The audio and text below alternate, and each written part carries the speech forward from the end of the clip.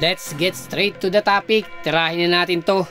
After nga po ng tatlong impresibong tune-up game ni Kai Sotto at ng kanyang bagong kupunan na Koshigaya Alpha, sa darating na September 21 magsisimula naman ang Emperor's Cup bago ang regular season ng B-League ng Japan, na iba't ibang kupunan po ang lalahok, na hindi lamang po sa kupunan from B1 League ng Japan, kasali din po yung ilang kupunan from B2 and B3.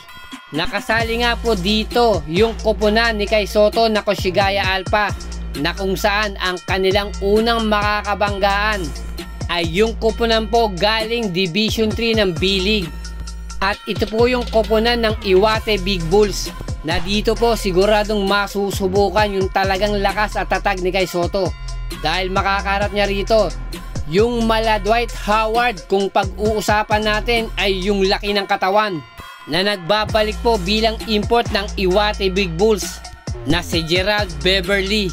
May taas po tong 6'8", naglalaro bilang power forward center, na magandang praktisan to para kay Kai Sotto, dahil hindi po biro ang kaha nito.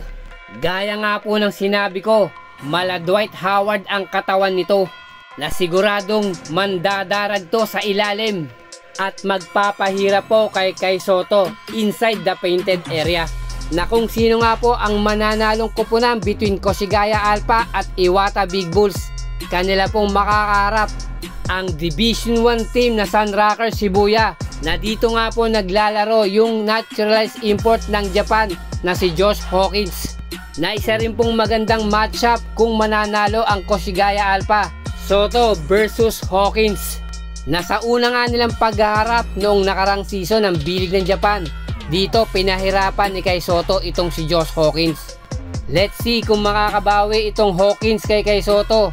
Ngayon pa, talagang malaki ang pinagbago ng laruan, particular yung katawan ni Kai Sotto na mas lumaki at lumapad. Pero bago mangyari yun, kailangan munang malagpasan ni Kai Sotto yung malatorong import ng Iwata Big Bulls na si Gerald Beverly.